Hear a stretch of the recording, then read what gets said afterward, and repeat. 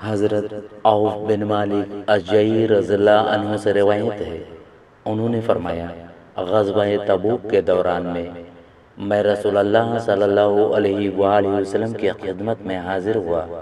آپ چمڑے کے ایک خیمے میں تشریف فرما تھے۔ میں خیمے کے سامنے بیٹھ گیا۔ رسول اللہ صلی اللہ علیہ وآلہ وسلم نے فرمایا عوف اندر آ جاؤ۔ میں نے کہا اللہ کے رسول سارا ہی آ جاؤں؟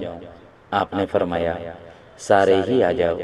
پھر فرمایا عوف یاد رکھو قیامت سے پہلے 6 واقعات پیش آنے والے ہیں، ان میں سے ایک میری وفات ہے۔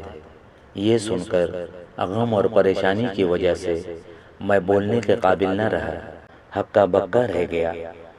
رسول اللہ صلی اللہ علیہ وآلہ وسلم نے فرمایا کہو یہ ایک علامت ہے، پھر بیت المقدس کی فتح، پھر تمہارے اندر ایسی بیماری پھیلے گی جس کے ذریعے سے اللہ تعالیٰ تمہیں اور تمہاری اولاد کو شہادت کا درجہ دے گا اور تمہارے اعمال کو پاک کر دے گا۔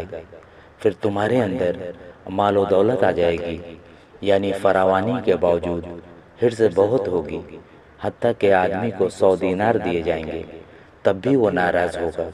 اور تمہارے اندر ایک فتنہ برپا ہوگا کہ وہ کسی مسلمان کے گھر میں داخل ہوئے بغیر نہیں رہے گا۔